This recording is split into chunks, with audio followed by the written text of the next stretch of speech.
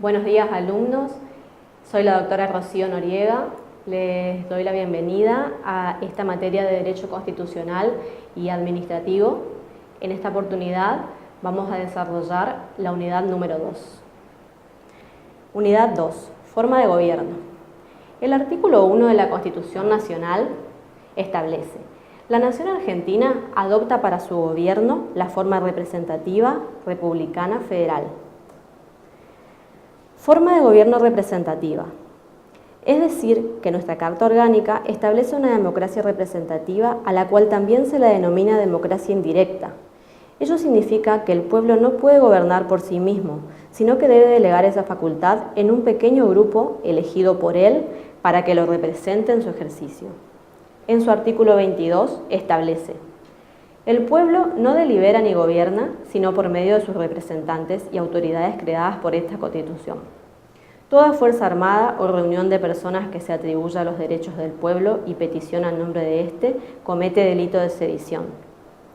Por ejemplo, el pueblo delega al Congreso la función de legislar, al presidente la función de ejecutar leyes y de administrar, y a los jueces la función de aplicarlas. La forma republicana, que es lo opuesto a la monarquía, está basada en la división, control y equilibrio de los poderes y tiene como fin último la garantía de las libertades individuales. Se inspira en los siguientes principios: división e independencia de poderes, ejecutivo, legislativo y judicial, elegibilidad de los funcionarios, periodicidad de los mandatos, responsabilidad de los funcionarios, publicidad de los actos de gobierno, igualdad ante la ley y una constitución escrita que facilita el control ciudadano de los poderes instituidos. El cumplimiento efectivo de estos principios garantiza la forma republicana, que en latín significa cosa del pueblo. La forma de gobierno federal es la opuesta a la unitaria. Esta última consiste en centralizar todo el poder del Estado. A diferencia de esta, en un sistema federal, el poder de gobierno del país aparece repartido entre dos clases diferentes: el gobierno nacional, soberano, cuya jurisdicción abarca todo el territorio de la nación, y los gobiernos locales o provinciales, autónomos en el establecimiento de sus instituciones y sus constituciones locales, cuyas jurisdicciones abarcan exclusivamente sus respectivos territorios, conservando las provincias todo el poder no delegado por esta Constitución al gobierno federal, según lo establecido en el artículo 121. La forma de gobierno federal permite el control y la cooperación recíproca entre las provincias y el gobierno federal, evitando la concentración de poder a través de su descentralización. En este sentido, otro de los temas vertebrales a tratar en esta unidad 2 es la división de competencia entre la nación y las provincias. Nuestra Constitución ha escogido el sistema participativo. En su artículo 121 estipula: las provincias conservan todo el poder no delegado por esta Constitución al gobierno federal y el que expresamente se hayan reservado por pactos especiales al tiempo de su incorporación. En el reparto de competencias se puede distinguir entre competencias exclusivas del Estado federal, competencias exclusivas de las provincias, competencias concurrentes, competencias excepcionales del Estado federal y de las provincias, competencias compartidas por el Estado federal y las provincias. Entre las competencias exclusivas del gobierno federal, podemos decir que son todas aquellas facultades que la Constitución le confiere al gobierno federal, ya sea expresa o tácitamente. Podemos citar enunciativamente la intervención federal, la declaración del estado de sitio, relaciones internacionales, dictar los códigos de fondo o de derecho común y las leyes federales o especiales, y en general todas las atribuciones establecidas en los artículos 75 y 99 de la Constitución Nacional. Competencias exclusivas de las provincias. Son todas aquellas facultades que no fueron delegadas por las provincias al gobierno federal, como por ejemplo dictar la Constitución provincial, establecer impuestos directos, dictar sus propias leyes procesales, asegurar su régimen municipal y su educación primaria, etc. Esta masa de competencias se encuentra latente en la reserva del artículo 121 y en la autonomía consagrada por los artículos 122, 123 y 124. Como principio, las competencias exclusivas de las provincias se reputan prohibidas al Estado federal. Entre las competencias concurrentes, es decir, las que pertenecen en común al Estado federal y a las provincias, se hallan la creación de impuestos, la adopción de medidas destinadas a la prosperidad, el reconocimiento de pueblos indígenas, dictar normas sobre medio ambiente y otras competencias concurrentes que surgen del artículo 125. Competencias excepcionales del Gobierno federal. Son facultades que en principio corresponden a las provincias, pero que en determinados supuestos puede ejercerlo el Gobierno federal. Por ejemplo, establecimiento de impuestos directos por el Congreso. Competencias excepcionales de las provincias. Son facultades que corresponden al Gobierno federal, pero que excepcionalmente pueden ser ejercidas por las provincias. Por ejemplo, dictar los códigos de fondo hasta que los dicte el Congreso. Facultades compartidas. Estas no deben confundirse con las competencias concurrentes, pues las presentes para ser ejercidas necesitan de un consenso entre la voluntad del Estado federal y la voluntad de las provincias. Facultades prohibidas al Gobierno federal. Se trata de todas las competencias exclusivas de las provincias. Facultades prohibidas a las provincias. Son todas aquellas prohibiciones expresas que surgen del artículo 126 de la Constitución Nacional, además de las competencias exclusivas del Gobierno federal. Así, el artículo 126 reza: las provincias no pueden celebrar tratados parciales de carácter político, ni expedir leyes sobre comercio o navegación interior o exterior, ni establecer aduanas provinciales, ni acuñar moneda, ni establecer bancos con facultad de emitir billetes sin autorización del Congreso Federal, ni dictar los códigos civil, comercial, penal y de minería después que el Congreso los haya sancionado, ni dictar especialmente leyes sobre ciudadanía y naturalización, bancarrotas, falsificación de moneda o documentos del Estado, ni establecer derechos de tonelaje, ni armar buques de guerra o levantar ejércitos, salvo el caso de invasión exterior o de un peligro tan inminente que no admita dilación, dando luego cuenta al Gobierno federal, ni nombrar o recibir agentes extranjeros. De esta manera, podemos decir que las atribuciones propias de las provincias se encuentran latentes en la reserva del artículo 121 y en la autonomía consagrada por los artículos 122, 123 y 124. Podemos definir a una provincia como cada uno de los estados miembros que integran la nación.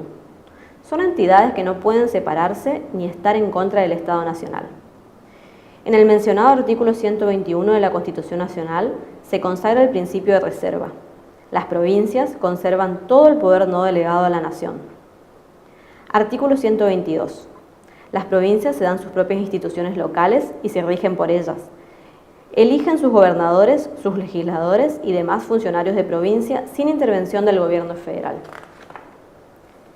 De ello podemos colegir que las provincias son entidades con autonomía institucional, se dan sus propias instituciones a través de normas emanadas del poder provincial, y autonomía política, eligen a sus autoridades y conservan el poder no delegado al Estado Nacional. Artículo 123. Cada provincia dicta su propia constitución, conforme a lo dispuesto por el artículo 5, asegurando la autonomía municipal y reglando su alcance y contenido en el orden institucional, político, administrativo, económico y financiero.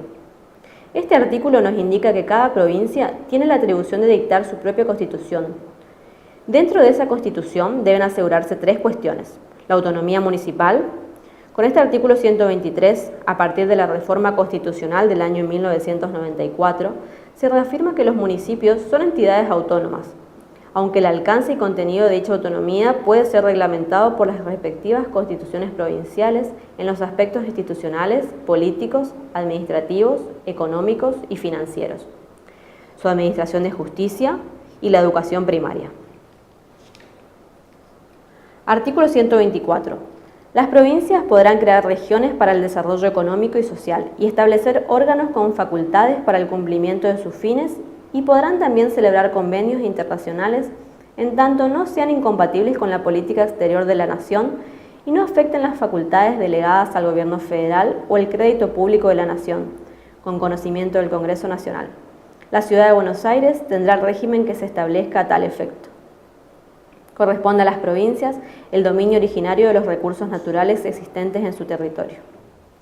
Es decir que según este artículo, las provincias tienen la facultad de crear regiones, Es la facultad de crear grupos integrados por algunas provincias con el fin de lograr el desarrollo económico y social de dicha región.